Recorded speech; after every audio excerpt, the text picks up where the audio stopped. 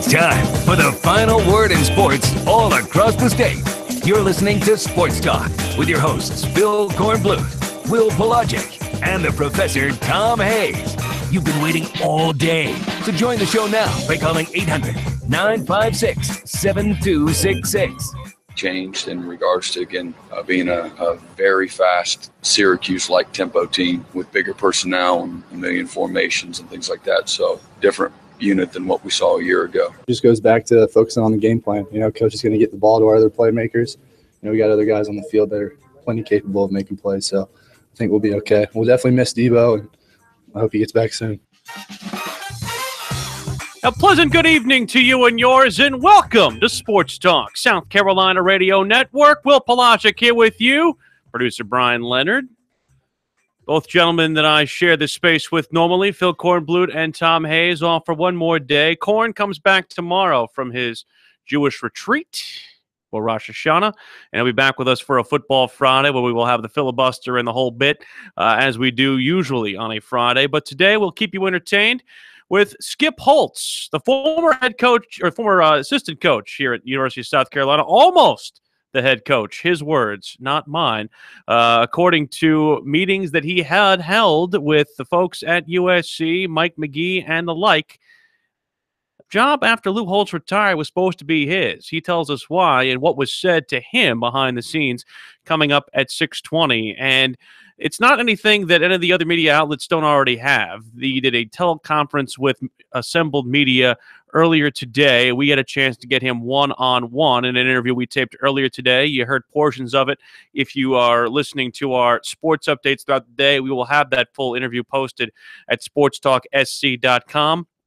But you don't usually hear coaches speak very candidly about things that don't happen or things that were supposed to happen that end up falling by the wayside. But he makes no bones about the fact that there was an agreement in place, and we will get into more of that as Skip Holtz returns to the Palmetto State for the first time since he was assistant head coach with his father and was offensive coordinator for a time before being demoted here at USC. And an interesting dichotomy exists now between that regime and what has come after that, of course, with Steve Spurrier getting the job instead of Skip Holtz, and then obviously the transition into where USC sits now with Will Muschamp in his second season, fourth game going in as the USC head coach, and as USC tries to bounce back from their loss to Kentucky as they get ready for Louisiana Tech, the Bulldogs out of Conference USA, who interestingly enough are playing their second game against an SEC opponent this season, which we'll ask Skip Holtz about coming up here in about 11 minutes' time. The big story out of Clemson today involves a very hefty injury report, and one of the injuries is one that Clemson can stomach, but it will be a difficult pill for them to swallow as they lose starting place kicker Greg Hugel with a torn ACL. He was attempting a field goal on the last play of practice Wednesday. They do these 2-minute drills at the end of practice every day for Clemson, and they were doing a field goal attempt to try and end practice on a positive note, and apparently a defensive lineman rolled up on Hugel, crashing into him and tearing his ACL on his leg. And Dabo Swinney called it a freak accident. He said that he walked off the practice field. We hoped it was just a strain or bruise, but the MRIs showed a torn ACL. And it's a huge loss for Clemson because when you have a reliable kicker like that, it's a weapon. He's a two-time all-conference performer. He's 8th all-time in points accrued as a Clemson Tiger, 271 of them, in fact, with 3 games into this season already. He had a 49-yard field goal in the game against Louisville. And now Alex Spence enters, a junior from Florence, and he will basically assume the role going into this week against Boston College. He's not completely unseasoned. Did kick off twice against Kent State earlier this year. Played in 3 games last year and a pair in 2015. Redshirt junior, 7 kickoffs in 2016 and a touchback. 2 for 2 in his career on extra points. He has not kicked a field goal in game action, but did have 4 field goals attempted and converted during the August 12th closed scrimmage for Clemson. He had a 51-yarder among those. And we've seen at the USC side of things how not having a kicker between the two that you have assembled, at least in your arsenal, how not having a kicker can be a hurtful thing. This won't be a problem for Clemson this week. It might not be a problem for Clemson at all, especially if you can get some wins under your belt. But you're going into that game against Virginia Tech, and you want, and again, not to necessarily look too far ahead, but you want to be sure at that position. And I think that's something that Clemson will at least try and work on and mold as they go into this week, especially because of the fact that that this is, of course, this Boston College game, one that precedes an even bigger one for Clemson in terms of the overall season and the ACC Atlantic. And as I mentioned, the injury report goes beyond just that. Hugel, the big loss. Cole Renfro, the brother of Hunter Renfro, also tore his ACL in a non-football related incident on Wednesday. So Cole Renfro is out for the season. Hunter is just fine, folks. So don't ask the question there. I just wanted to make sure that we at least made sure that that was clearly stated. Among those who will not play this week, DJ Greenlee at tight end with still a sprained MCL, and Marcus Edmond with that midfoot sprain that continues to bother him. That'll be something that keeps him out as well this week. It was reported earlier this week that they were going to try to give him a go, but it looks like they're not going to this week, trying to use at least a bit more of a precaution against Boston College, because this is a game that, to be brutally honest, the Tigers are favored by 34. This should be a game that they win and win easily. They should be able to use Trayvon Mullen and all the rest of it from their perspective this week in order to make themselves happen. It is Sports Talk. 800-956-7266 is the phone number. We will get as many phone calls in today as possible, though we are jam-packed, at least for the first hour and a half of this program. As we said, again, Skip Holtz coming up about 7 minutes from now. We have the coach and the QB in on a Thursday, Steve Tannehill, former South Carolina head coach, and of course, the former Clemson man, Chuck Reedy, as well. He will join us along with Steve coming up at 6:34 tonight. My conversation with Dorian O'Daniel that I pre-surprised for you or teased for you guys yesterday will come your way coming up at 6:48 this evening here on Sports Talk. Very great young man, and a very big part of what this Clemson defense has done over the course of the first three games to really allow them to assume a very big position of stature in the college football world. Top 10 in scoring defense, top 10 in yards allowed. He's a big part of that as their leading tackler. Of course, he hails from the Washington, D.C. area, which is why I like him. He went to Our Lady of Good Counsel in Olney, Maryland, playing in the very ultra-competitive WCAC. A man who I think we need to see more of from the USC offense is Hayden Hurst. He will join us as well in that same segment before we hit the recruiting portion of the program with Phil's recruiting report. Hayden had the big touchdown against Missouri. I think many look at him as somebody who will assume much of the attention now with Deebo Samuel out for the Gamecocks for at least the next 5 to 6 weeks. At least those are his words, not ours. But Hurst is a guy who stayed basically in and played the hero against NC State as the big pass blocker in a max protect situation against that vaunted defensive line. Had a couple of very nice plays against Missouri, but has been largely absent in key situations this year for South Carolina. I would say part of that is Jake Bentley's fault. I would say part of that is Hayden Hurst's fault. Needs to be able to separate himself and get himself into some better advantageous situations in order to make South Carolina's offense move. And make no mistake about it, I am grading this South Carolina offense with this fine tooth comb as possible, because I feel like we were promised big things. We were promised a mid-2000s Big 12 level offense.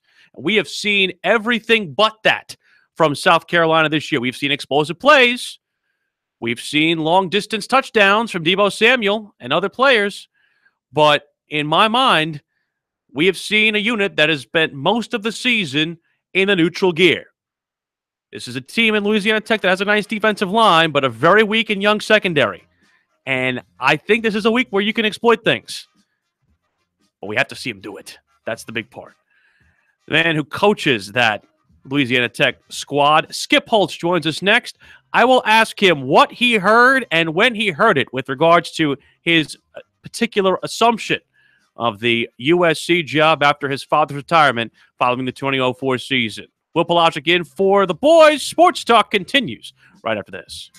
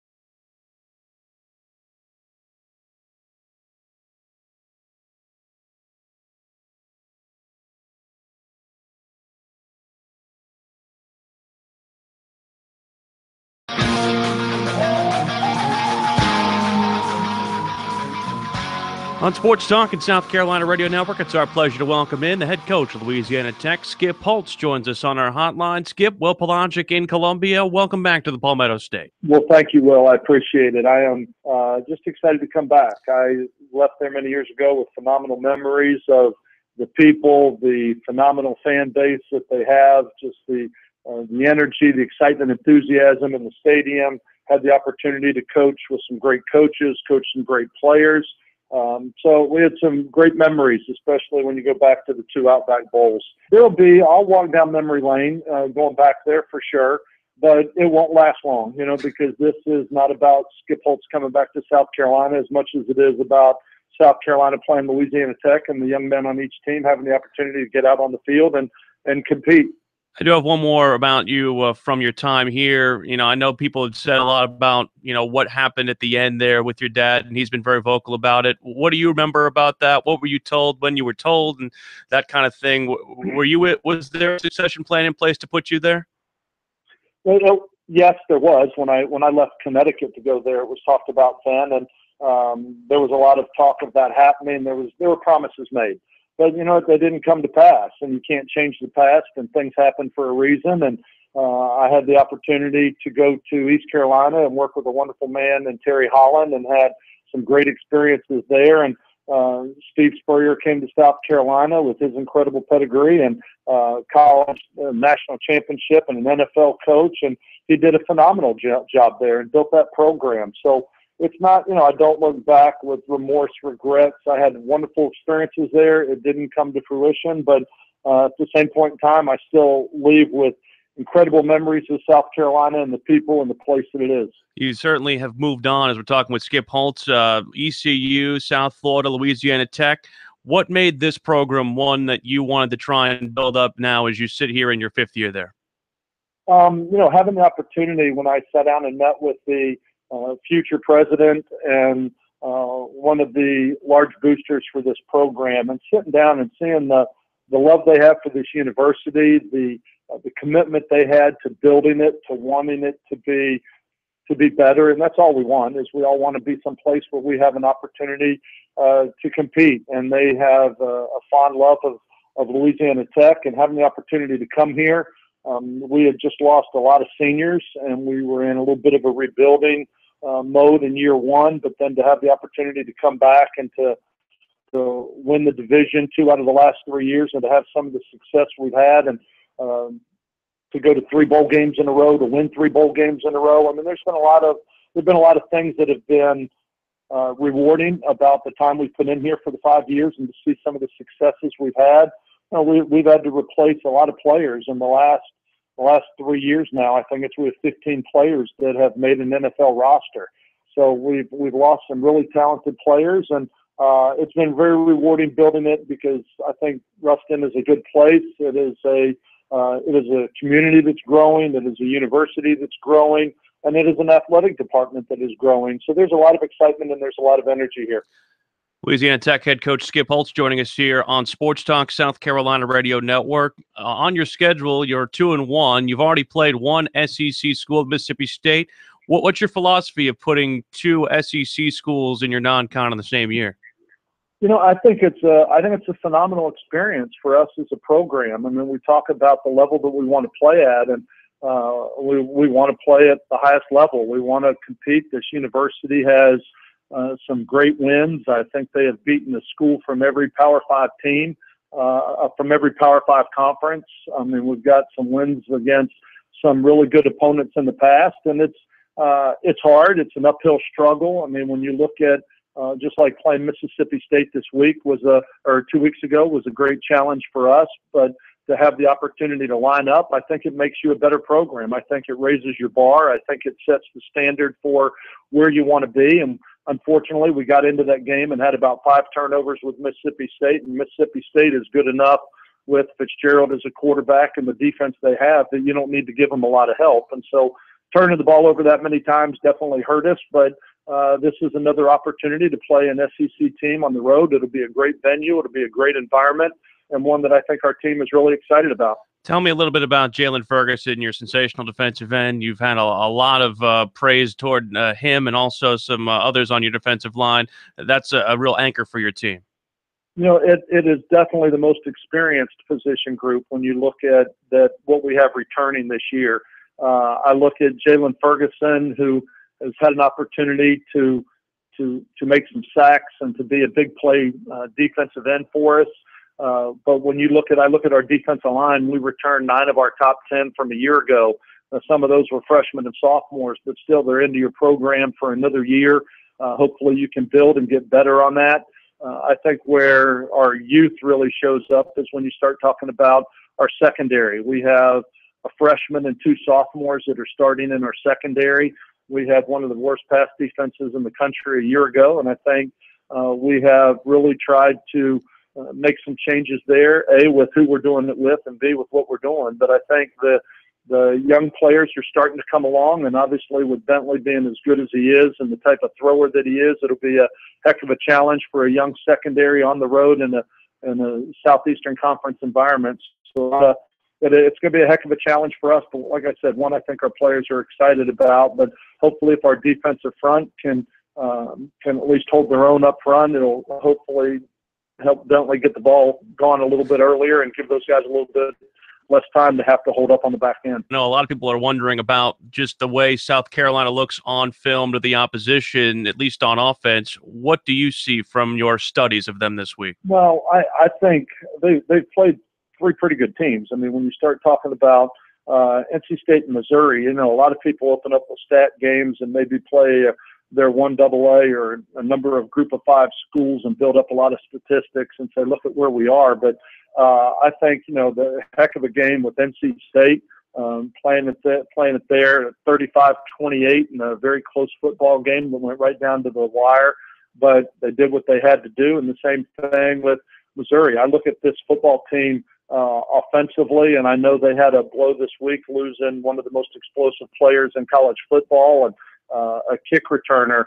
But I also see a big offensive line that's a very powerful group. I see running backs that have some power, some speed, some explosion, and I see one of the top quarterbacks in the Southeast Conference. I mean, we played Fitzgerald 2 weeks ago and now have an opportunity to play Bentley. So it doesn't get any easier because I think Bentley is a tremendously talented quarterback. He's a competitor. He's a leader.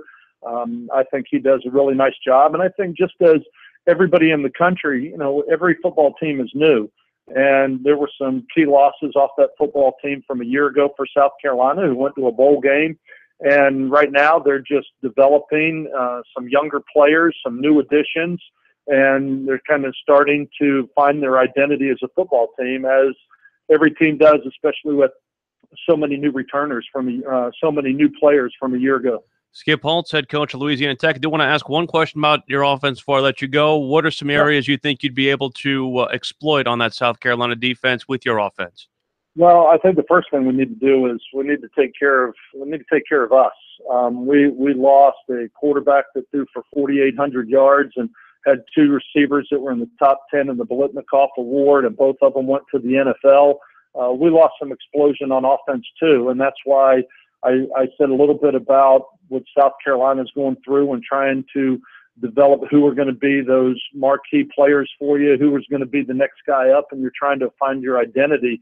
I think the same would be said of us right now. We've got a new quarterback, a new core of receivers, a couple new offensive linemen. So right now we're just trying to really find what we can do and find our way. We have a sophomore quarterback in Jamar Smith that I think has a chance to be a really special player as he continues to grow and mature. We've got 2 really good running backs that I really like in Jared Kraft and Boston Scott, and a wide receiver who is getting his first start for us this year in Teddy Veal, who I think has a chance to be pretty good. Other than that, we're kind of learning as we go. Some guys are stepping into some new positions for us, and that's why these games are great. This early in the year, you learn a lot about your football team, and we're going to learn a lot about our football team playing a South Carolina team on the road. So this will be a great experience, and we're going to learn an awful lot about kind of who we are and where we are as competitors and what type of football team we have a chance to have in 2017. Louisiana Tech head coach Skip Holtz, thank you so much for the time. Good luck the rest of the season. Will, I appreciate it. Looking forward to coming back to Columbia. Back with the coach and the QB next on Sports Talk.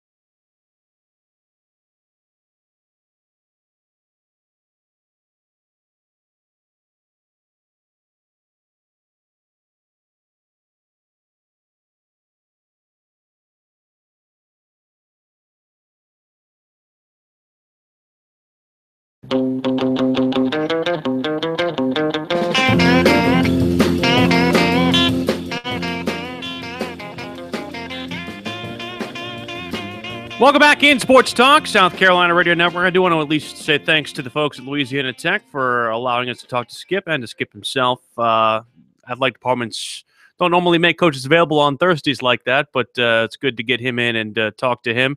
And on the heels of kind of what he told us, I want to bring in the coach and the QB. Of course, Steve Tannehill, Chuck Reedy join us every Wednesday at this time.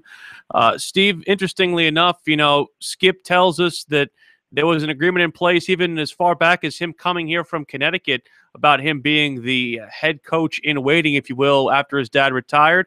That did not come to pass, as we know, because Steve Spurrier became the head coach. How does that jive with not only your impressions of that time period at USC and kind of what do you feel about him bringing that to light here now? Today is Thursday, though, ain't you? Said yes, Thursday. Sure I'm sorry. I'm sorry about that, guys. Some sorry days about I don't know either.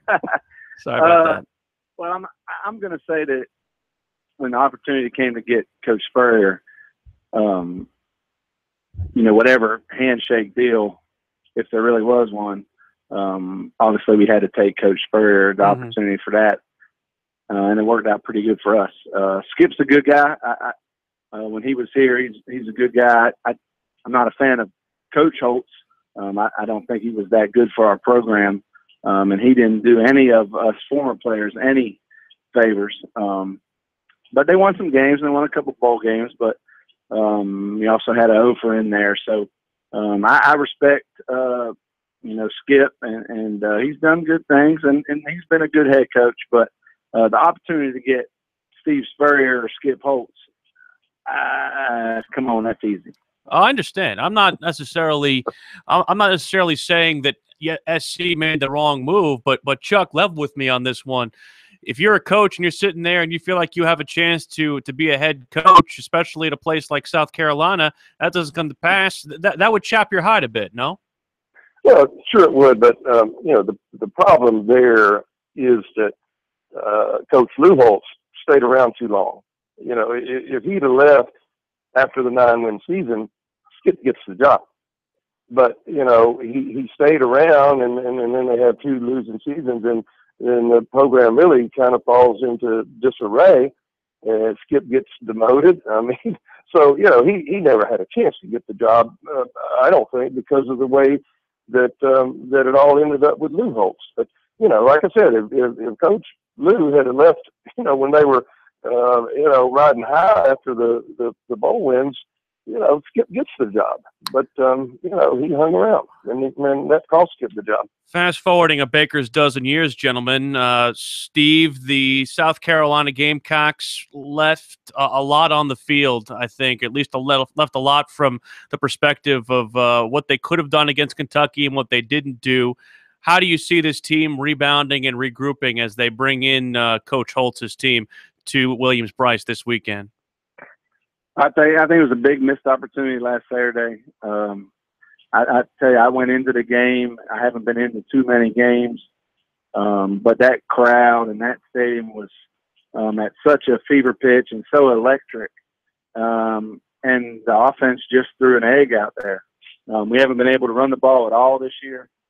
And, the dink and dump passes are only good if your wide receivers are going to break tackles. But I think maybe a little bit of overconfidence after 2 wins and such a young team. Now, there's some older guys, but a lot of the guys are young kids and maybe just getting a little too overconfident.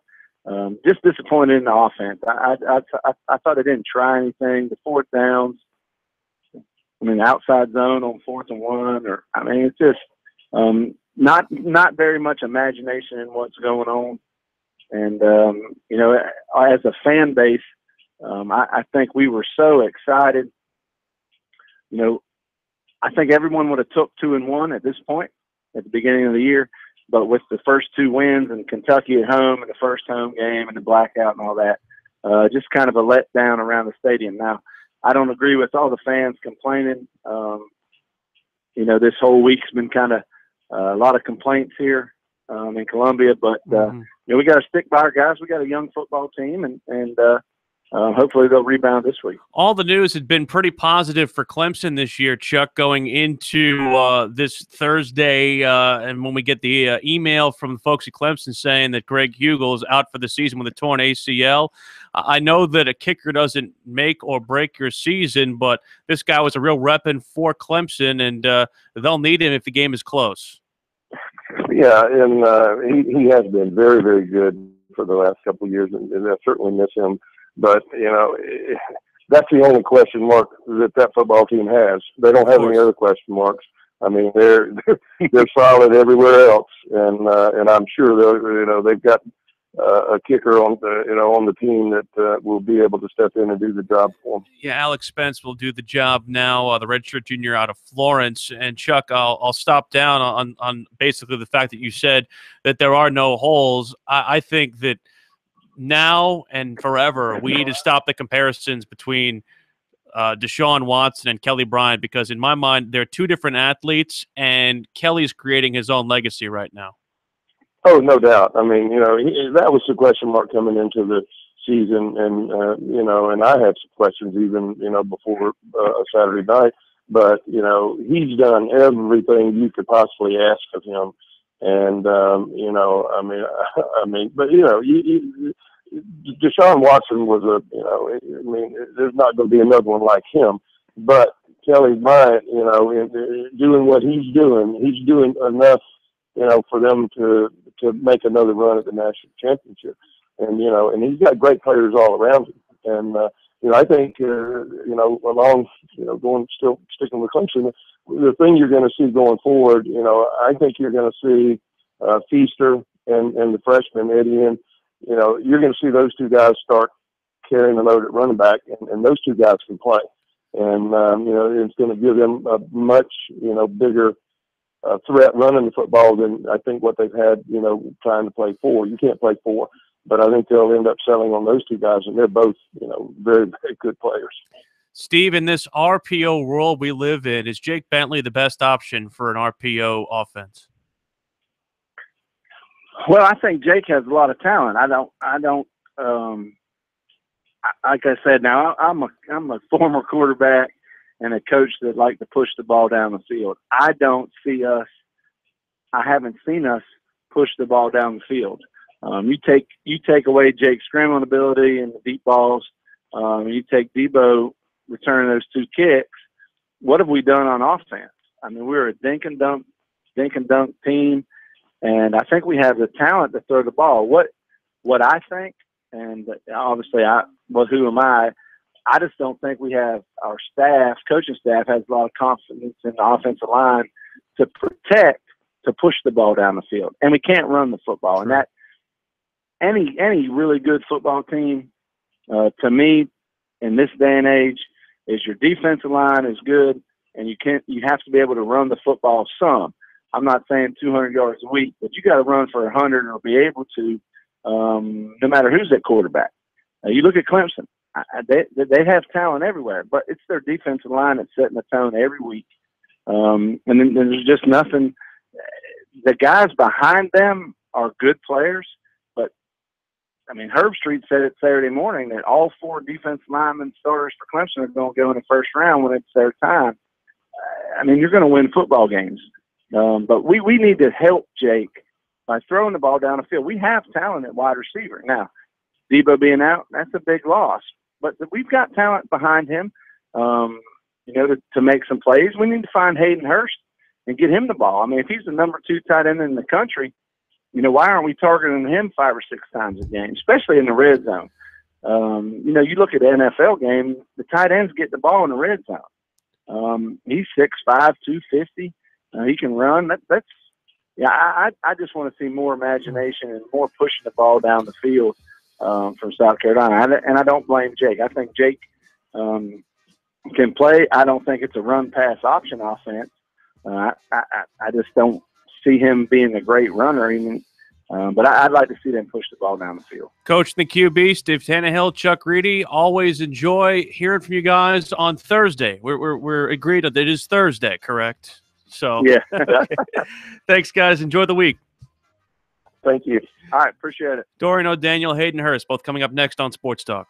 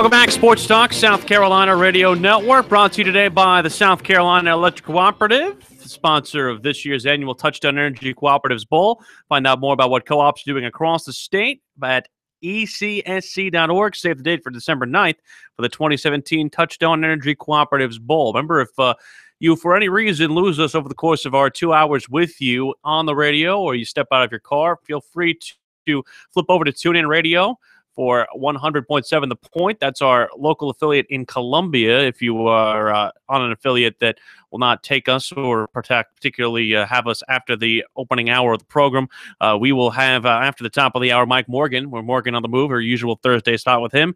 John Meter-Perrell as well will join us, the voice of the Boston College Eagles.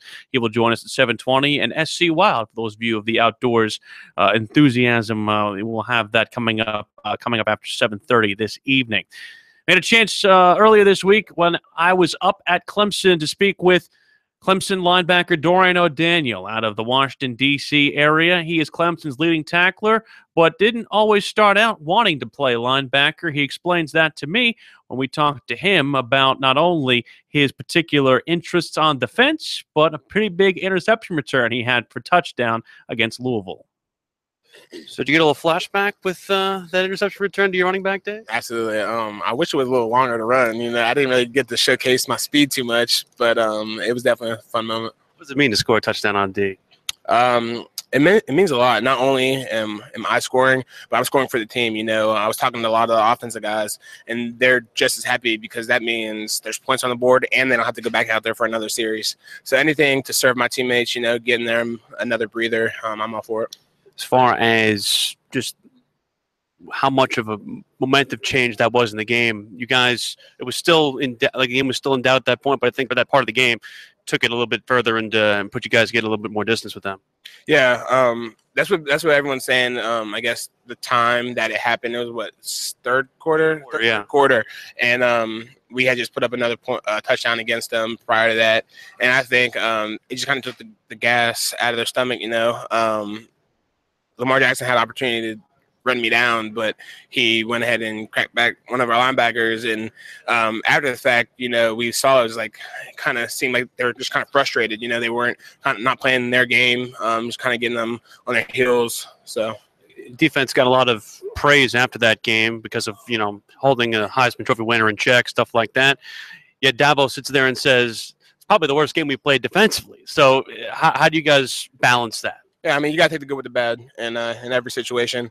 And, obviously us as players, we want to, credit ourselves and rewind our press clippings and look at this play, look at that play. But that just comes, we just can't not look at the good. We have to celebrate the good, but we also can't be naive to the fact that there was a lot of bad stuff we put on film too. And like I was saying, a good team's going to find that and they're going to try to expose you. So the best thing we can do is just come back Monday, see what we did wrong on tape and get it corrected. What do you think is the biggest thing you guys have to fix? Just our technique, just little stuff, there wasn't too many busted coverage or anything, just a lot of guys locking in the attention to detail. How would you compare what you know about your position now to what you knew about it coming into Clemson? I don't even know how to answer that. It's just light years. I didn't know anything about the position I'm playing now when I first got here. I couldn't tell you the difference between Sam, Mike, and Will other than the fact that two were inside and one was outside linebacker. And the fact that now you kind of came from a similar background, Dabo mentioned Vic Beasley in his press conference earlier. What does it mean to be compared to a guy like that who now is in the NFL and played here? And was it kind of like in yourself, somebody who learned a new position? It's definitely an honor. Vic was a great player for Clemson. He's a great player for the Falcons, and he works hard. He has a great work ethic. He's a good person on and off the field. He's a competitor, and just to be looked at in that light is very credit to him. What have you seen in your studies at BC? They're a tough, physical team. They're not going to throw too much at you, but they're going to give a lot of stuff to you in the different presentations. They have a big, strong offensive line, very sound wide receivers, and a quarterback pretty athletic. How much is in a game like this? Just as much as every other game we played this season. Eyes also a big deal, I'm sure. Yes, sir. Thanks so much, man. Thank you. Dorian O'Daniel joining us here on Sports Talk, South Carolina Radio Network. Conversely, for South Carolina, the big question on everybody's mind, how to replace Deebo Samuel. One of the men who is tasked with principally doing that is tight end Hayden Hurst. Next man up. I mean, it hurts. I mean, the guy's a playmaker. Every time he touches the ball, he can score. Anywhere on the field. It hurts losing him. I love him, but he'll be back, and it's next man up. Who's the next man up, do you think? I believe it's Orchard right now. Maybe is there like a mental hurdle that you guys have to overcome just to know that a guy who scored 6 touchdowns for you is not going to be on the field? A little bit, but I mean, I think it just goes back to focusing on the game. Get all playmakers. We got other guys on the field that are plenty capable of making plays, so I think we'll be okay. We'll definitely miss Debo, and I hope he gets back soon. As one of the older guys, do you take a little more responsibility with some of the younger guys, getting them through this? I mean, you probably dealt with this more than they have. Mm-hmm. I try to. I mean, it still kind of stings me a little bit. Debo is one of my good buddies, and it hurt me seeing him go down because I know what he puts in. But like I said, I mean, we got other guys that are going to be capable of making plays, so I think we'll be okay.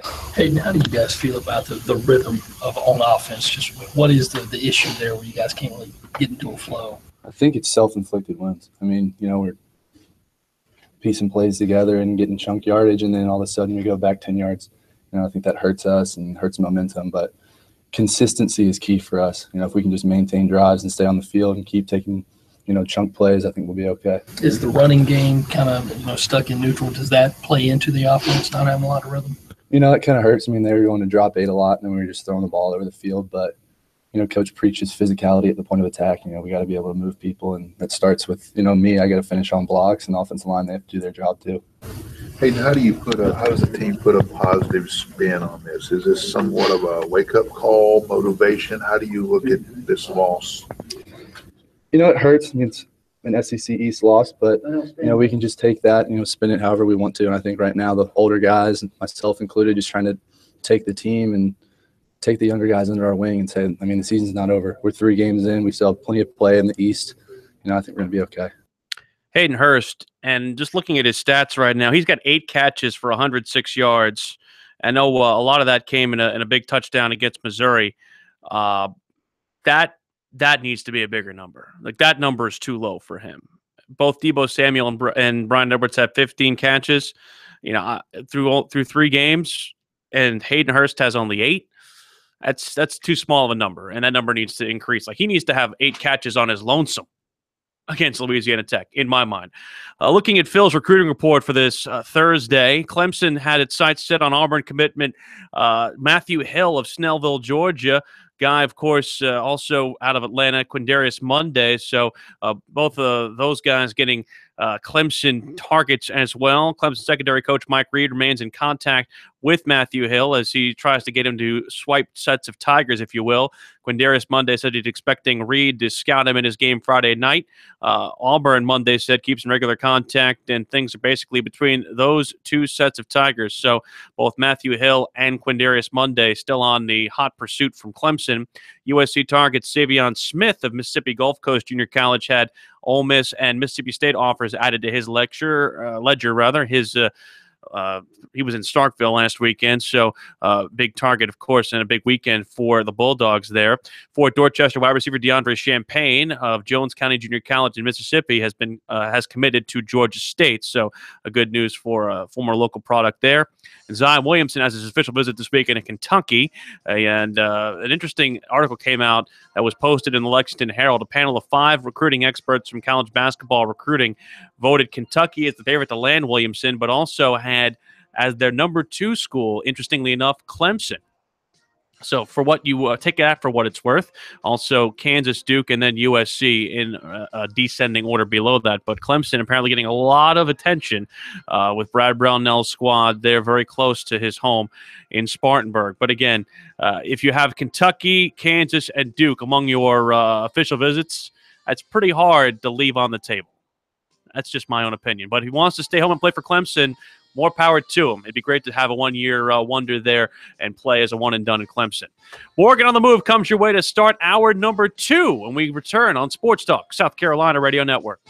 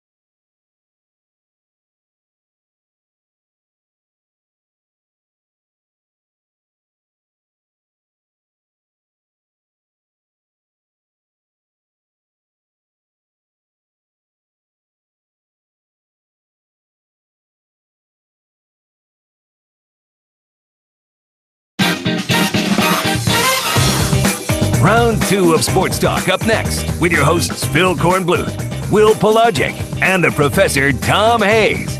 Don't leave us hanging. Join the show, 800-956-7266. Second hour of Sports Talk, South Carolina Radio Network. As we were in the first hour, we are packed in this second hour. We're going to talk to the voice of Boston College, John Meter-Perrell. He'll join us at 7:20. We got SC Wild coming up the latter portion of this hour. Early today, we talked to Skip Holtz. If you missed that, you can find it at SportsTalkSC.com. Same goes for our conversation with Clemson's Dorian O'Daniel. It is time for Morgan on the Move, as we have every Thursday in the second hour to lead things off. He's brought to you by Play It Again Sports in Columbia. Buy, sell, or trade any equipment you want, golf equipment, fitness equipment, water sports, and more. Ballard Parkway in Arborson.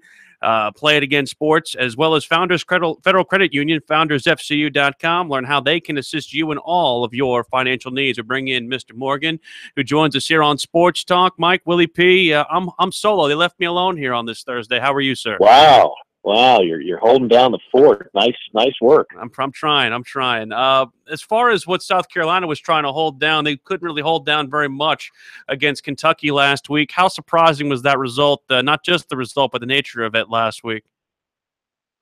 Well, I'm kind of mixed on the result, because at the beginning of the year, I do a podcast, JC and Morgan, which you can catch on iTunes, all that other good stuff. We'll plug away here, but. My surprise team, we each had to pick a surprise team in the SEC, and mine was Kentucky. And I still think Kentucky's going to beat Florida this Saturday. However, the way South Carolina was clicking on offense, I really thought they would win the game at home. Plus the fact that they'd lost 3 in a row to Kentucky, I just figured that was a streak that had to snap soon. But obviously I was wrong on both accounts. What part of the game I saw, it was the first time I thought that Carolina's offense was a little bit, a lot dysfunctional. Again, I expected defense to give up a lot of points and yards this year, but I really thought Carolina on offense could win games and win some shootouts. And I thought that might be the kind of game we were looking at Saturday. But Kentucky's defense is improved. I had them late last year, the week before they beat Louisville, and just sitting around and talking to their coaches, you could just tell the light bulb had finally gone on. They finally got their type of players in. They finally were reacting to the scheme. They finally started to resemble an SEC defense, and that's always been the problem with Kentucky. Mm-hmm. They've had spurts of offense going back to Hal Mumme, going back to Coach Brooks, where they've had talented quarterbacks, running backs, receivers. But the problem with Kentucky has always been on the opposite side of the football. This year, I think they could actually win a few games on defense. You said that Florida and Kentucky this week, you think that Kentucky will beat Florida, and of course the long looming streak is involved with that. Florida living a charmed life with Felipe Franks' Hail Mary touchdown pass against Tennessee. I'm guessing you're still not sold on what they're doing offensively despite that. No, I'm not, because before I had my game last week in Athens, we were sitting there in the press box, so we saw much of the first 3 quarters of that game, and it set offense back about 30 years. It was wretched, and you could say, well, Tennessee's defense has improved. It's the same Tennessee defense that couldn't stop a Georgia Tech team that runs 5 plays. So true. I don't think that Florida's offensive woes have been solved. I don't think their issues overall have been solved. What I think is they made a spectacular play against the Tennessee defense where the safeties inexplicably allowed a guy to get behind them on an obvious situation where you can't allow that. So that, to me, does not take away from the fact it's a Florida team that's going to struggle to score all year. And it's a quarterback in Felipe Franks, so we know can throw the ball 66 yards. That's great. But we still don't know how effective he can be for 4 quarters in a game like this on the road. I have my doubts, and that's why I'm taking Kentucky. Interesting looking at what Clemson did last week. Dabo Swinney said that group played its worst game defensively they played all year. You could say that, but the way that he says that, it seems to me that he's not only constantly keeping a motivating eye on this Tiger team, but if that's the worst, I would shudder to see what they look like at their best, because they look pretty darn good. Well, look, they've already gotten through the meat of their schedule, right? I mean, Right. or much of it. But that win, the win over Auburn, and then eventually they've got a Florida State team that, of course, is without the guy that they thought was going to lead them on offense, DeAndre Francois, for the year. So he's got to do what he can to keep his guys motivated and keep them from becoming complacent and not letting everybody tell them that they are ticketed and booked for the playoff again. So I get it. I mean, it's as old as the crucifixion. Coaches do this when they feel like a team is really good, but also really in danger of believing they're really good. With that being said, I mean, they have got an unbelievable inside track to another playoff. I can't imagine that they're not going to win that conference. And that defense, if there were any questions about it, once again put on an unbelievable performance. That final score is misleading. Yes. I mean, what they did through 3 quarters and holding Lamar Jackson, last year's Heisman Trophy winner, to 7 points, that was all you needed to know about just how stout that defense is. Certainly is. The game that you will call between the hedges, Georgia, Mississippi State, on radio. Interestingly enough, this game is so huge from the standpoint of Mississippi State probably had one of the most eye-opening results in last week's SEC schedule with the way that they were able to dismantle LSU. And, of course, Georgia comes in at 3-0, but still people having questions about Jake Fromm. This should be a very scintillating contest. And not only that, you get to see Dan Mullen, who it seems like with all the influx and all the uncertainty around college football's head coaching trees, he's the hottest name on the list of many. You know, we did a poll before the season started. I posed the question, if you had to pick one coach in the SEC that was not named Nick Saban, who would it be? And I thought it was really interesting to see. We threw it out there on Twitter, and you had a lot of different votes, and I was surprised Dan Mullen did not finish number 2 or number 1 in the question. Dan Mullen was my guy. Dan Mullen, you have to when you're grading a coach's final record, I don't know if you just look at his conference record, it's not going to be record setting by any stretch of the imagination, but it's at Mississippi State. And Mississippi State, who plays in the most challenging division in college football, has unique challenges as a whole. So I think he's done a very good job there overall. Look, they run a zone read offense, and you know, it's a college offense that doesn't work in the NFL. But when you get guys like Dak Prescott and Nick Fitzgerald, he knows how to use it to perfection, much like he did with Tim Tebow at Florida. He knows what works on offense in college, and he does so without the most elite talent of all. And then they do just enough on defense. They're improved now, and on that side of the football. I think Georgia's favored. I would take Georgia. I still think Georgia's the most talented team in the East, and the only team, in my estimation, the only team in this league that could actually upset Alabama. So I'll take Georgia, but I still love the job that Dan Mullen has done. And if you haven't seen Fitzgerald play, I saw him up close and personal last year in a game I did in Baton Rouge. He is, without a doubt, one of the most exciting players in college football. But many people still haven't seen him or bothered to watch him. True, and he's certainly a sensational talent. I'll get a chance to be in College Station next week, and I'm very curious to see the result that takes place at Jerry World between A&M and Arkansas, because in my mind, I think Kevin Sumlin is very much a victim of expectations that are unfounded with the Aggies. Well, I think that's a fair argument, and certainly I don't have any justification for some of the reaction, the way people have handled it there.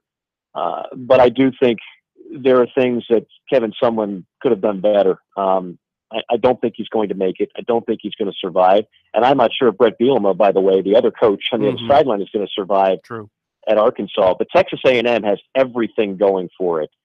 Facilities, which have been upgraded exponentially the last few years, tradition, talent base, unbelievable. And they've been able to exploit recruiting in the state of Texas when Texas has been extremely down. Kevin Sumlin, in my estimation, should have done a better job than he has. And I'm afraid he's really coaching for his life on a week-by-week basis. Morgan on the move for this week. Enjoy Athens, my friend. Thanks so much for the time.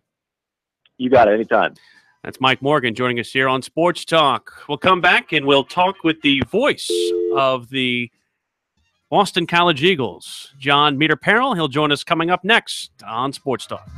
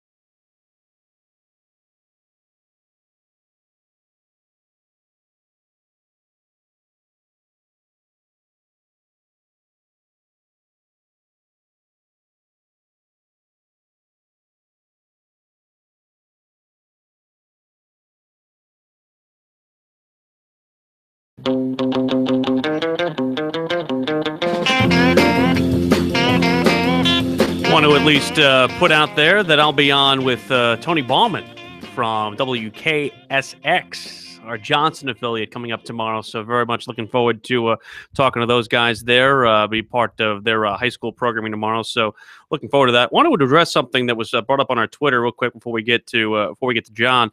I asked the Skip Holtz question about the situation that went that went down at USC. Somebody put out, is that something that the local media asked? I mean, it's something that's been intonated over the course of the time that he has been gone from here.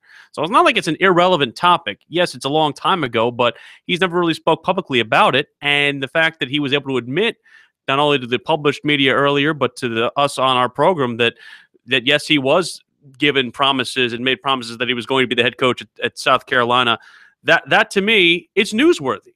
I don't think that I have to argue the newsworthiness of that. But, whether or not you feel that it was something that was manufactured or not remains to be seen. It's his first time coming back here. It's going to be a question. I don't want to try and teach a Journalism 1000 class to you guys here, but that's just the way that this works. And it's uncomfortable for some, but the fact that he said it twice, it's relevant enough to me. The Clemson Tigers taking on Boston College. BC has had a rough time of it coming down here to Death Valley. They've lost 9 in a row. They've lost every game. They haven't won here since 2007, but they feel at least that a change is afoot, at least in the air, going up in Chestnut Hill. The man who covers Boston College and calls their games, the Boston College Radio Network, John Meter-Perrell, joins us on the hotline. John, Willie P. in South Carolina, thanks so much for coming on. We appreciate it. Hey, no problem, Willie. My pleasure. How you doing? Not bad. So tell me about this Eagles squad. Dabo Sweeney calls them a unique physical challenge. What say you about the Eagles 2017 vintage? Yeah, I think they are. I think Dabo might be referring a little bit to their past, though. I think this year they're still trying to establish their identity in that department. I think it would be a great development if they could ever get to that point where he's kind of thinking of probably, what BC was like 3 or 4 years ago. They're raw right now. They're raw offensively, they're raw defensively, and they've also been snake bit by injuries. Like pretty much, every team can make that claim, at least to some level, even here in week 4. But BC lost their senior co-captain up front, their center John Baker, probable all-ACC type player. He's out for the year. He'll get a 5th year, and their best linebacker, a kid named Connor Strahan, also out indefinitely with a knee injury. So take 2 of your best players out of the lineup, and it could be tough sledding. And we've seen that the last couple of weeks from BC, especially defensively.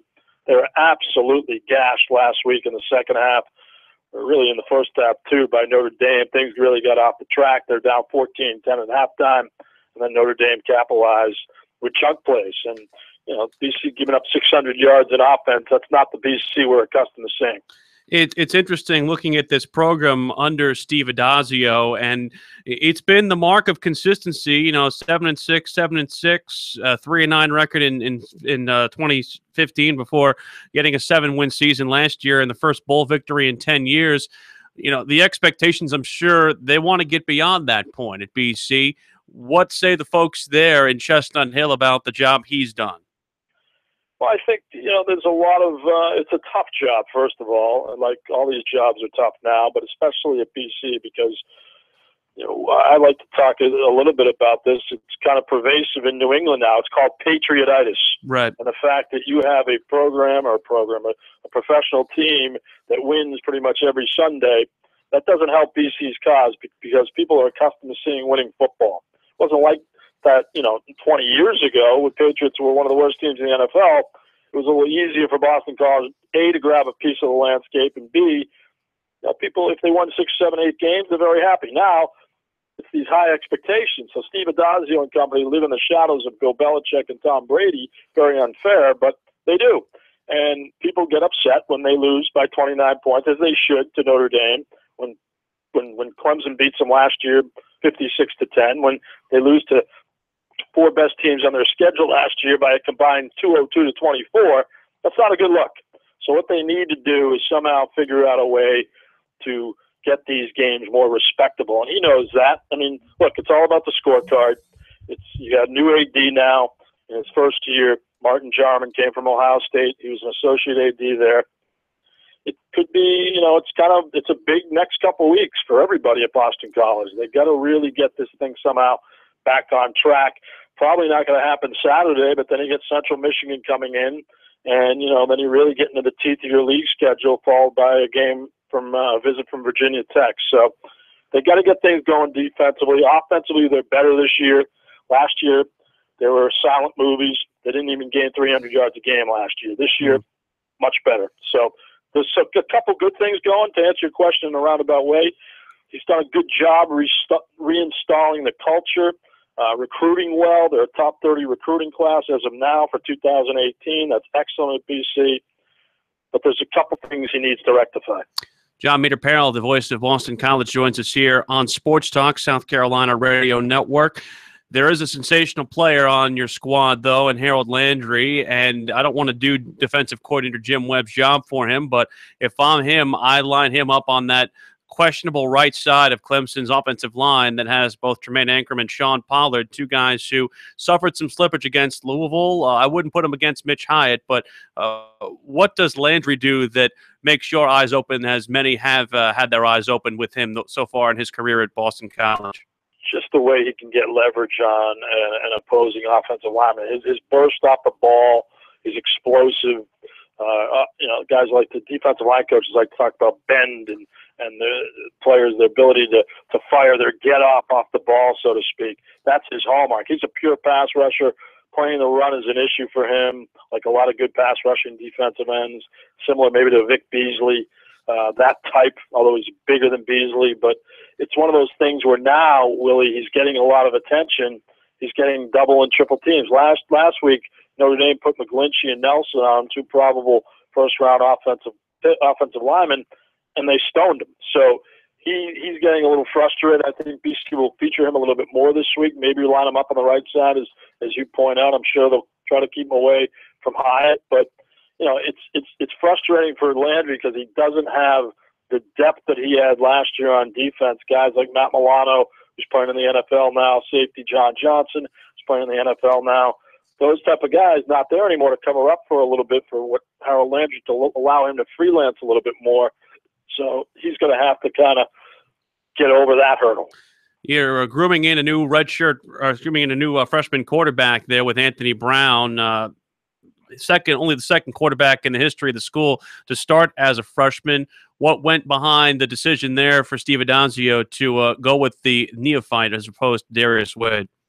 It was just simply about Brown outplaying Wade throughout preseason, throughout spring ball. They go through every check mark that every coach in the country does. They watch the film. They go break down the film and say, all right, Anthony Brown's got a check mark in his corner on pretty much every turn. And he just played better. And he's got a really good arm. I think he's going to be a terrific quarterback. Probably going to take him, if not next year, the year after. I really think he has the ability to be one of the better quarterbacks BC's seen. You'll notice when he throws the ball this week, the ball pops out of his arm. He can really sling it. It's going to be hard for him this week, though. They're going to have to go to a lot of silence cadences, which they practice throughout spring ball and also throughout the year. They blast sound into Alumni Stadium, knowing they're going to places like Clemson. But it's easy to say it until you're there, and you're dealing with a din of 80,000 people, and you got a freshman center too, who's replacing John Baker. So, that installation is dicey for BC, but Brown will make some plays. There's no doubt about that. It's just a matter you have to ride out those freshman mistakes. Safe travels down here to the Palmetto State, John. We're out of time. Thanks so much for it. Hey, Willie, thank you. No problem. And he joins us here on Sports Talk. Real quick, I do want to at least put in a high school report while we have a little bit of time before we get to SC Wild. It's brought to you by Farm Bureau Insurance, favrates.com for your no-obligation quote. Even if you've received a quote before, the rates are now more competitive than ever. Zach Doe of John Paul II, by the way, leading the rushing attack for that JP2 squad. 872 yards rushing, 13 scores. Sam Hartman, leading passer per the High School of Sports report for Oceanside Collegiate, 1,774 yards and 18 touchdowns. Gerald Shepard of Oceanside, 835 of those yards and 6 touchdowns. He's the leading receiver amongst all the high schools in the state. That concludes the Sports Talk portion of our programming. Our captain, Billy Donna, will come in and join us for SC Wild, which begins in a matter of moments. Willie P. here with you on Sports Talk, South Carolina Radio Network.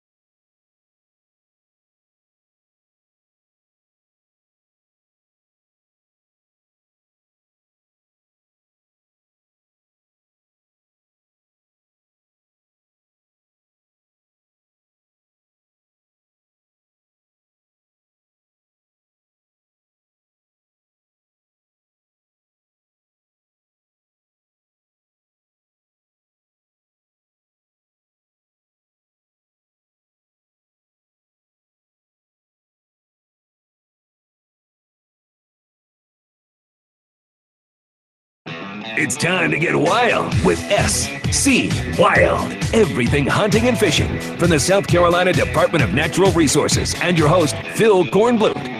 SC Wild on Sports Talk on the South Carolina Radio Network. Pinch hitting for Phil Kornblut this week. I'm Will Pelagic, and this is SC Wild on the South Carolina Radio Network.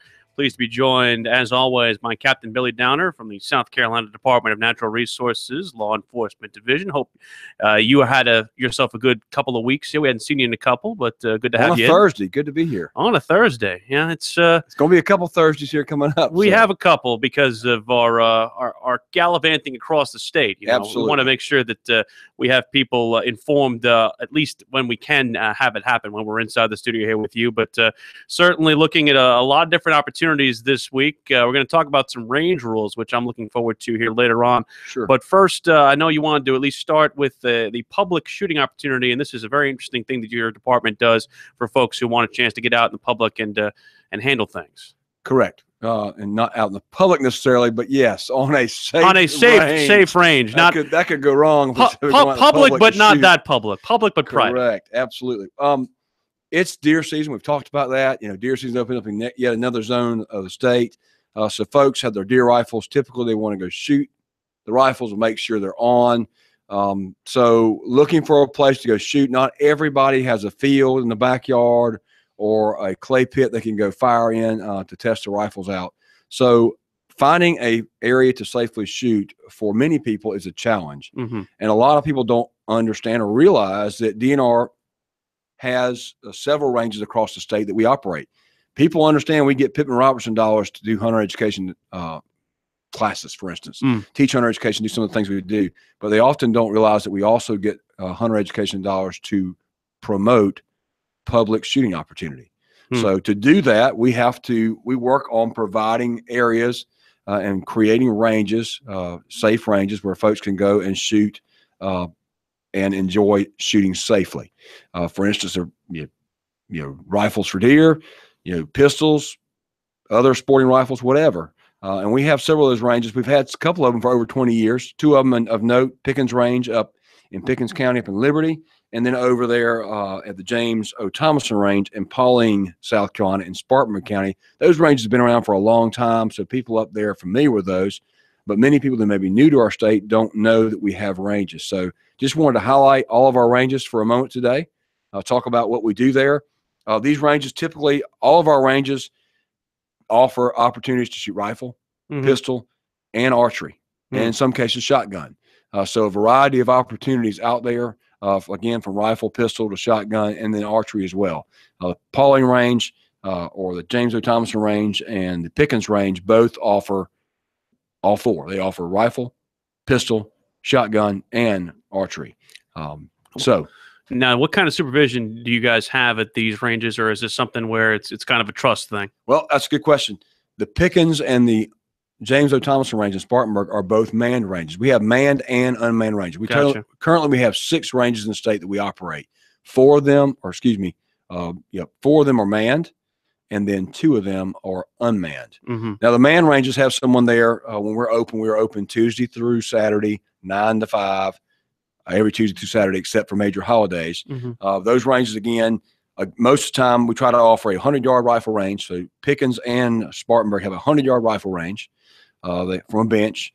Actually, Spartanburg offers a 200-yard range, which is unique in that it's on the mountainside, so it offers a safe opportunity to do a longer distance shooting. And longer distance shooting is becoming more and more popular today. Why is that? Challenge. People wanting to shoot 300, 400, 500 yards. You hear about this when you hear in the military, people taking long shots, and people want to try to see if they could do the same thing. So there are rifles out there that are capable of taking long shots. Unfortunately, there are very few places to shoot safely. And it's probably a lot more dangerous, like you said, a lot more dangerous. Well, the farther out you go, the smaller your target, the smaller your back berm is, the more opportunity for going. If you move an inch or two, it could change the bullet trajectory tremendously. So Spartanburg Range, being on a mountainside, provides a very unique opportunity because your backdrop just keeps going up. Personally, Captain Billy, I want to get the kill from whatever distance it is. I understand. So, but Spartanburg's kind of neat too. It's a tube range. Yeah. Which people understand. You're shooting through 4 foot or 48-inch wide or diameter, in other words, culvert pipes, right? Which is a little interesting sound as well. Gotcha. Pretty loud, like a cannon going off when you're shooting through Right. that tube. But Right. that tube provides safety in the fact you can't shoot outside of your zone. So it allows for a very safe range when controlling your bullets downrange, making sure that the ammunition goes where it's supposed to. So with the opportunities that you guys have, not only at these ranges, give us exactly what you provide at these ranges and the price, cost, all that bit. Sure. All of our rifle and pistol ranges are free. They don't cost anything to be at that range. You bring your own ammunition, bring your own your firearm, of course. Now, we have some limited hearing protection. We do require you to have hearing and eye protection at all times when you shoot on the range. So that means either earbuds in your ear, the little foam earplugs, or either nice earmuffs, some type of eye protection. And again, those two things required. We're going to go through some range rules in a little bit later here just to remind folks of what they should be doing when they shoot, safety here. But a couple of other things. Again, we have 4 man ranges, 2 very new ones. One of the newest is right down there in Twin Ponds. Total other side of the state on the coast in Upper Charleston County, we have Twin Ponds Range. This range is in Allendale. It's on Francis Marion National Forest. It was a rifle range for many years. A lot of folks went there. People began to not want to go there because there's a lot of littering going on. People were bringing out appliances and other items to shoot. Not safe. Only rifle, no pistol opportunities. If you want to shoot a pistol, you're having to shoot next to somebody with a rifle shooting 100 yards. So a little difficult there. Yeah. And an unsafe situation because pistols, you only close up, so you're having to go out there, put your pistol target up, and you got somebody shooting next to you going to a rifle. So we approached the Forest Service, and we came up with a plan to take that range and completely renovate it. We added a 20-foot back berm, bring it up to the National Rifle Association standard, put 8-foot side berms. Now, understand the initial back berm was only 8 feet. We brought it to 20 feet and did side berms at 8 feet, added a pistol range, increased the footprint to where we have 16 stations on the rifle range, of which there was only 9. Nice. And added a 18-station pistol range. Very nice. So a lot of opportunity. So you keep the pistols and the rifles separate. Separate, that's correct. Which is good. Folks can enjoy both sides of that in their own environment. Man that range. We hired somebody to man the range, doing a great job there in keeping safe and keeping it enjoyable. So many good comments from people who've gone to that range. We opened up late February, March, and it has been very busy. We see anywhere upwards of 50 people a day shooting that range. Very nice. So it's getting quickly up into the 12 to 1,400 per month shooting there. So a lot of folks, people don't realize how popular recreational shooting is. You think about hunting, people shooting, sure, but there's a lot of people that just like to shoot recreationally. Right. Whether it's a pistol, a rifle, 22. Oh, it's incredibly popular. And they enjoy it. So it's important for us to provide opportunities for that. So Twin Ponds being one of the newest. And then here in Richland County, we added the Watery Range. And the Watery Range is unique in that it offers shotgun opportunities only for now. That was an old, it was called the Indigo Club. Many people may have passed it going to the Carolina games or Clemson games on 378 between Sumter and Columbia, just when you pass the Watery River on the right. It was an old ski club from the 60s. We took that, had the opportunity to purchase that facility. We did that, renovated the shotgun facilities, had some great gifts from a local foundation that helped us buy some new equipment there. Very nice. And spent some of our federal money that we get for providing ranges as well. We just finished renovating the old classroom and clubhouse facility. We're going to do a grand opening for that in the next few weeks. We'll be able to hold hunter education classes there. We'll be able to hold small tournaments and things there for folks who want to do fundraising as well. But the fun opportunity for us is we have skeet, trap, 5-stand, and sporting clays. So we have 4 skeet fields, a trap field, a covered 5-stand, which is neat. If it's raining, you can shoot under the cover. Very nice. It's got some soundproofing there to keep it from being so loud. And then we've got an 8-station sporting clays course. Nice. That's killer. I want to ask you about some of those classes too, just so people know about those, and also get into some of those general range rules. Sure. When we come back, SC Wild continues on South Carolina Radio Network.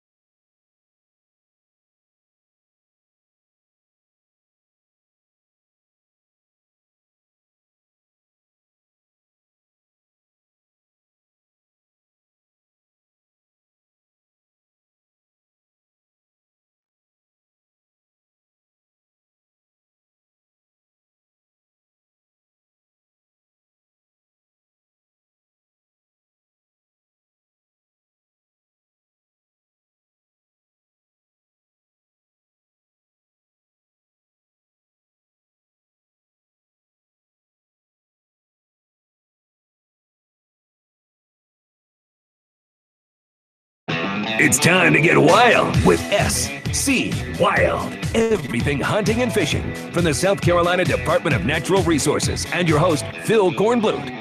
SC Wild on Sports Talk on the South Carolina Radio Network. Back with you on SC Wild. Will Pelagic, Captain Billy Downer here with you. We were talking about ranges this week as far as the unmanned versus manned ranges. I know you wanted to finish up about the Watery range. Sure. I want to highlight Watery because it's one of our newest ranges, again, like Twin Ponds. Watery is a shotgun facility right now. Again, it was the old Indigo Club offering skeet traps, 5-stand, and sporting clay. Sporting clay, one of the things I want to mention there is we have an 8-station sporting clay course that wraps around the old tower there at the Indigo. And old members from the Indigo know that tower. One of their old members brought that in, Mr. Boyd, and that tower we call the Boyd Tower offers a really unique presentations on 2 of our sporting clay stations. It gives you an 80-foot shot off of the tower shooting clays with 3 machines on each station. So 6 different presentations there through 2 stations. So it challenges the semi-pro, the pro, and the novice all the same. So a lot for folks to come out and shoot there. Shotgun sports at Watery cost $5 per 25 clays. That's the only cost we have in any of our ranges is for the clay targets themselves. Right. So $5 for 25 for skeet, for a round of skeet for the sport, or $5 for 25 on the 5-stand. We have folks, if you come out and shoot the sporting clays courses, a 50 clay course, so $10 to shoot the whole course. Very nice. It's a walking course, or you can bring a cart and drive yourself down the course. Very nice. So it's a lot of fun. Kind of like golf. It is. Sporting clays is like shotgun and golf combined. That's exactly what it is. And so hopefully I'm better at it. Hopefully I'm better at it than my actual golf game, though. It's not very accurate. I'm absolutely better at sporting clays than golf, but we won't go there. But we're excited about sporting clays and skeet and trap to be offered at Watery. I hope folks come out. We have a lot of people that are starting to come out more as they learn about it in the near future. And I'll keep saying this because people want to know, what about rifle and pistol? In the Midlands, we don't have anywhere to shoot rifle and pistol. And the Watery range will be offering rifle and pistol beginning of next year. We've just got through the state process to get approval to go through. We've got an engineering started now to engineer that range, get the plans put together, and then we'll do a bid and we'll start building the range. I certainly hope to be shooting down range on our rifle range there by April of next year. So we're excited to offer that. There'll be a 100-yard rifle range there and a 25-yard pistol range. Again, probably in that same 16 stations on each range. A lot of opportunity there. That will be completely free for the public to come shoot. We're very excited about that and can't wait for it to come as much as everybody else can't wait for it. We're ready to do it. I wanted to talk about classes. You want to ask about classes? Yes, I wanted to ask about classes just because I know that for folks, because you mentioned about the recreational shooting, a lot more people are getting into it, but you want to make sure they do it safely. Correct. Basically, our classes at the range for now, we'll have hunter education classes, which are basics of hunter education, which have some shooting safety in it, of course, absolutely, but a lot of hunting situational safety in it as well. And in the future, we look to be offering more safety classes for just general pistol and shotgun. So many people out there are taking a CWP class to learn how to shoot a pistol. Right. And that's not the right class for that. Right. CWP is to teach you how to conceal weapons and have that, weapons retention in a concealed, small, those kind of things. But for general learning how to shoot a pistol, there's honestly not a lot of classes out there to teach an individual who wants to know how to shoot a pistol safely, how to do that. So we're looking at ways to do that at Watery as well. Very nice. We hope to do that in the next 6 months to 12 months as well. Unmanned ranges. Yes. We didn't talk about that. We have 4 manned ranges. We have also 2 unmanned ranges, which offer opportunities in other parts of the state as well. We have 2 unmanned ranges. One is in Lawrence County, in the lower part of Lawrence County next to Newberry, and that's the Belfast range. The Belfast range has a 100-yard rifle range and a 50-yard pistol range. And then there's the Palachicola range. That's a mouthful. In Hampton County, right adjacent to the Webb Wildlife Center, again offers a 100-yard rifle range and a 50-yard pistol range. And you recommend people who are experienced going out to the unmanned ranges? These ranges are there for the inexperienced and the experienced, and not just for experienced, but they are unmanned. Right. So they are open more days of the week, different days. So for the days they're open, go to our website, dnr.sc.gov, go to the hunter education page and click on shooting ranges, and they'll give you the list of ranges there by county. and you can find these ranges and find out what the times for these are and when they're open. Our Palachicola and our Belfast are on WMAs. So the times that they're open change due to deer season and different things going on. Right. And then turkey season at Palachicola, it closes down for a short time there Very as well. nice. But these ranges are actually open on Sundays as well, which offer another day off, another day on a normal day off to allow people to go shoot. So they do expand your opportunity to go shoot. So just because it's unmanned does not mean it's not safe. Right. We have our rifle ranges and our pistol ranges all have rules that we have in place. Gotcha. So let's talk about our range safety rules for a minute, just to kind of get some basics. And all of our rules revolve around the 4 basic rules of firearm safety, which are, number 1, treat our guns as they're loaded. Number 2, control your muzzle. Muzzle being the end of the gun where the bullet comes out. Keep your firearm pointed in a safe direction at all times. Number 3, be sure of your target and what is beyond it. And number 4, keep your finger outside the trigger guard until you're ready to shoot. That's the basics of all firearm safety. Don't point at something you don't intend to shoot, and treat every firearm as if it's loaded. So first off, when you come to one of our ranges, remember, if you bring a firearm to our ranges, they must be unloaded and in the appropriate case, either a soft case, or if it's a pistol, put it in a hard case or a soft, small case. But if you come to any of our ranges, before you go to that firing line, your rifle, pistol must be in a case. Gotcha. And that's for protection of you and everyone else around you. So that I know if you come up, you've got that firearm in a case. I know at least it's in the case you can't get your finger on the trigger. Right. We hope you have it unloaded. And again, approved eye and ear protection. Wearing eye and ear protection is a must on range because you never know what can happen with the eyes. It keeps powder, things like that. And ears, just protect your hearing. Right. I can't hear as it is today. I can tell you that. It's not necessarily because of firearms, but firearms certainly, yeah, exactly. What would you say? Firearms don't help. No. So wearing ear protection for your ears. So we try to enforce that as well. Loading and unloading the firearms only on the firing line, not behind the firing line. We have, people come to ranges. One of the things we always look for is that muzzle control, making sure you keep the muzzle pointed down range. You don't point it sideways to load the gun, point at someone down beside the range. Correct. So our range officers are always looking for that. And we have our regular officers, our DNR conservation officers will go out and visit our unmanned ranges, and they will enforce the safety there as well. These rules are enforced by law now. They're in the law. They're posted at every range. They're very visible. We post all those on the board so everyone knows what the ranges are. All firearms must be unloaded and actions open while targets are being hung for obvious reasons. If you go down the range to hang a target, you look down our target line, make sure everybody's unloaded before anybody goes down range. It's interesting looking at all these rules, and like you said, it's all about making sure that you are pointing your weapon always outside of the direction of others around you. That's correct. Absolutely. One of the other things about targets on our ranges, paper targets only. We don't allow metal targets because of ricochet. Gotcha. And in recent years, explosive targets has become very popular. Right. On your private property, that's fine. If you want to take tannerite out there and blow something up, that's fine. And believe you me, have you ever seen the videos on tannerite, this stuff can be dangerous. Right. Now not safe. It can be done safely in the right environment. Not trying to say it can't be, but on our ranges, we do not allow that. Too much of a risk. Too much of a risk. And we've had fires started already because of that. We know we've had some fires started at Belfast because people using tannerite. Because when it explodes, it causes the fire, and it burned some grass and started down the berm and almost potentially caused a forest fire. We were able to stop that before it got worse. Main thing is also litter. Bring a paper target, pick up the paper target, pick up your brass, pick up your shells, leave the area better than you found it. Always a big rule of the outdoors. Absolutely. Remember, shoot safe, enjoy shooting, so you can come back the next time and shoot again. What else you want to add before we leave? If you're hunting this week, make sure of your target and what lies beyond it. Always identify that target before you pull the trigger, because once you pull the trigger, you can't take it back. Always the best time with you, Captain Billy. Thanks so much.